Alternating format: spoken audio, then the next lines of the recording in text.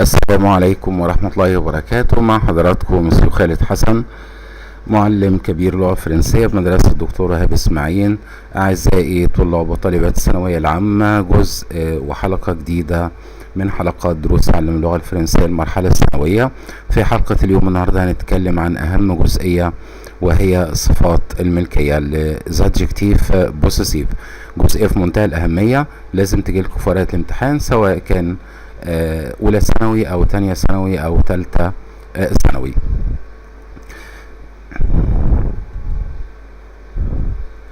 نبدأ مع بعض بتكملة للحلقة السابقة مع أدوات المعرفة. الارتيكل انديفينا. أدوات المعرفة يا أولاد عاملة زي الألف واللام في العربي، أدوات المعرفة عاملة زي كلمة ذا في الإنجليش. أدوات المعرفة 4 هي لو ولا لي ولي. لو بيجي بعديها اسم مفرد مذكر زي كلمة لو ليفر الكتاب، لو ستيلو القلم. لا بيجي بعديها اسم مفرد مؤنث زي لا تابلو، لا جوم. لو ولا بتحول الى الا ابوستروف لو جه بعديها اسم يبدأ بحرف متحرك، سواء كان مذكر او مؤنث زي كلمة ليكول، لوبيتال. اللي يو اس لي بيجي بعديها اسم جمع بنوعيه، جمع مذكر او جمع مؤنث زي كلمة ليكايي او ليبوم. هنقراهم تاني مع بعض. لو لا لي لي. جزئية كمان وهي l'adjectif démonstratif، صفات الإشارة. برضو جزئية في منتهى الأهمية، ودي مكررة عليكم في الصف الثاني الثانوي، ومن ضمن الأجزاء اللي ممكن تجيلك في سنة تانية وسنة تالتة. مش ممكن، لا أكيد هتجيلك. صفات الإشارة سو، ودي بمعنى هذا. ست برضو بمعنى هذا. ست بمعنى هذه، وسي بمعنى هؤلاء. سو وست الاتنين صفات إشارة، الاتنين بيجي بعديهم مفرد مذكر، ولكن الأولى يجي بعديها اسم مذكر يبدأ بحرف ساكن، والتانية اسم مفرد مذكر يبدأ بحرف متحرك. نقولها بشكل تاني، اللي انتهت بحرف فويالا متحرك يجي بعدها ساكن، واللي انتهت بحرف ساكن يجي بعديها متحرك زي كلمة سوليفر هذا كتاب، سوستيلو هذا القلم. سيتوم دي جت قبل كده في امتحان ثانوية عامة السنة اللي قبل اللي فاتت. سيتلاف كلمة إلاف بفكركم تمشي تلميذ وتمشي تلميذة، ولكن اللي بيحددها الادجكتيف الصفة أو صفة الإشارة اللي قبليها. سات بمعنى هذه يجي بعدها مفرد مؤنث زي كلمة سيتفاية أو سيتفام. سي بمعنى هؤلاء بيجي بعدها جمع بنوعيه، سي بنطلون سي ليفر. وفي ملحوظة ان شاء الله هنقولها في حلقة من الحلقات القادمة. نيجي بقى لدرس النهاردة، ودرس عايزكم تركزوا فيه في منتهى الأهمية، اللي هو adjective possessive، صفات الملكية. صفات الملكية عشان نتفق بس على عشان نقدر نستوعبها بسرعة. دايما صفة الملكية في حاجة قبلها وحاجة بعدها. صفات الملكية عددها 15، اتقسمت ل9 و6. ليه قسموهم ل9 و6؟ اتقسمت ل9 و6 حسب المالك الفاعل اللي بيجي قبلها. فهنبص نلاقي هنا كده قدامنا ادي 9 صفات ملكية، ودول خدناهم في الصف الاول الثانوي. دول لازم يجي قبليهم جو وتي وإيل وآل او الضمير اون، دول لازم يجي قبليهم مفرد. طب المفرد ده يا مسيو خالد يجي مفرد مذكر ولا مفرد مؤنث؟ مش مشكلة ولا تفرق معايا، اهم حاجة ان ده يجي مفرد، ما يهمنيش النوع بتاعه. طبعا هنتكلم بعد شوية بالتفصيل ايه اللي يجي بعديهم، اللي هو المملوك المفعول. هنقراهم كده مع بعض. ما تون سون، ما تا سا، مي تي سي. يبقى ال9 اللي قدامي دول لازم يجي قبليهم فاعل او مالك مفرد.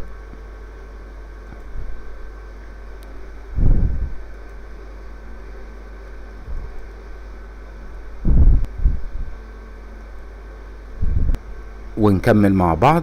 دول ال6 صفات ملكية اللي لازم يجي قبليهم مالك جمع. المالك الجمع اللي هو يا ولاد اللي هو الفاعل الجمع، اللي هو ايه؟ نو فو إيل وإل. الفاعل اللي قبل الستة دول فاعل جمع، مالك جمع، مش هيهمني مذكر ولا مؤنث، اهم حاجة ان هو جمع. اللي هما ايه؟ نوتر وفوتر، لور، نو، فو، لور افيك اس. طب الستة اللي قدامي دول،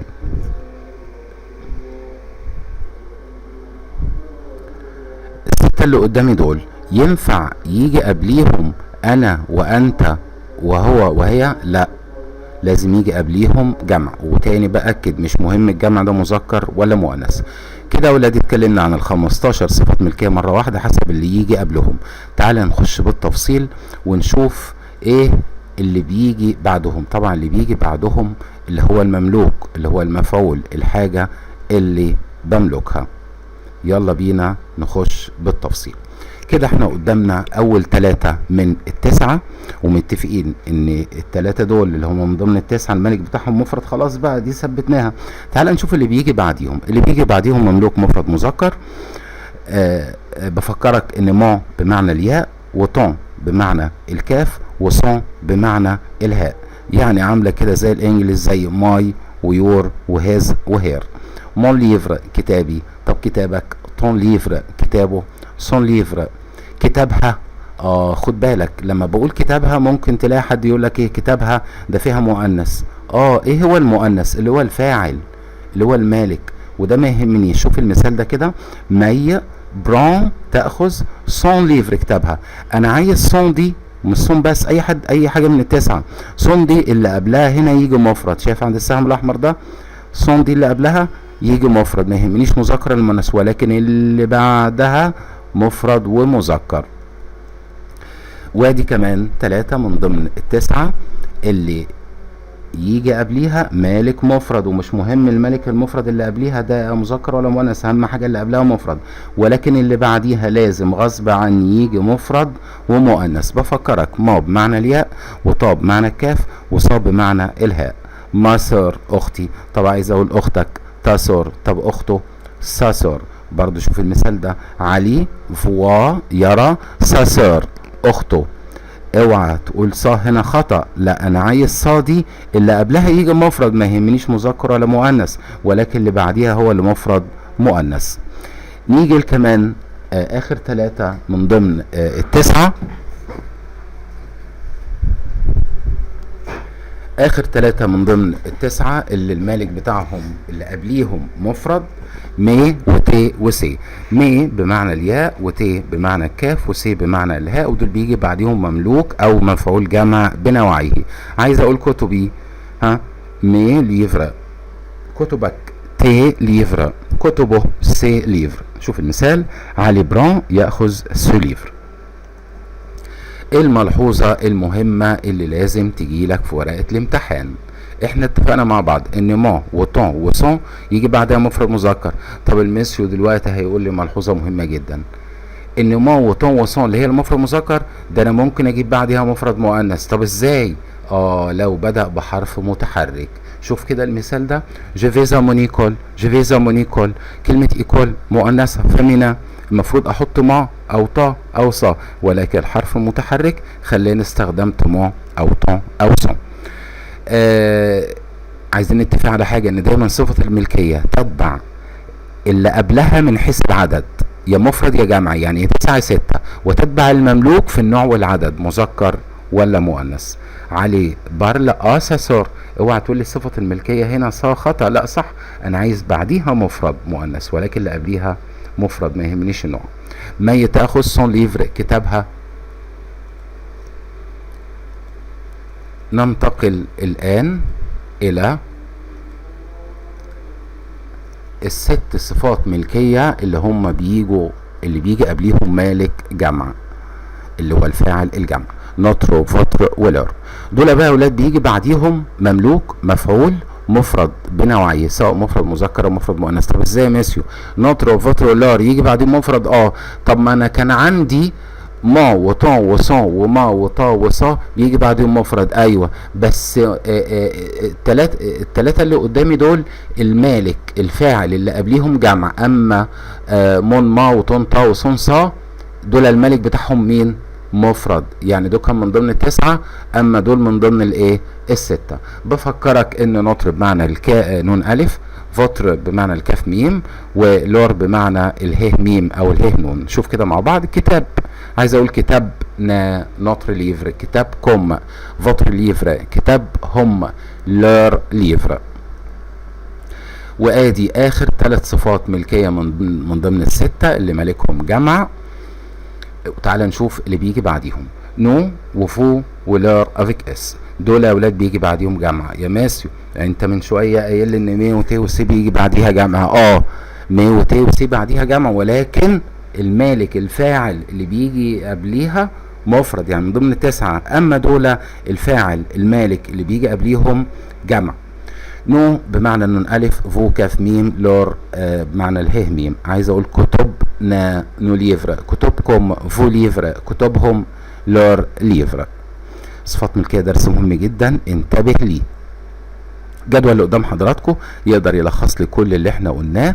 انا مقسمهم، ادي المالك المفرد، دول اول 3 اللي هم باللون الاخضر دول على الشمال، دول اللي بيجوا مع المالك المفرد.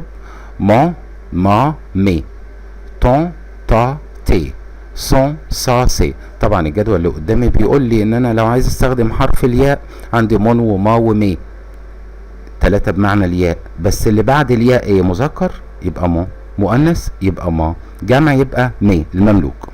دول ال6 صفات ملكية اللي بيجوا مع المالك الجمع، نطر وفطر ولار وفو ولار افيك اس. بتمنى لكل الطلبة النجاح والتوفيق، وأراكم في حلقة قادمة إن شاء الله. والسلام عليكم ورحمة الله وبركاته. وما تنسوش الاشتراك في قناتي وزر اللايك. والسلام عليكم ورحمة الله.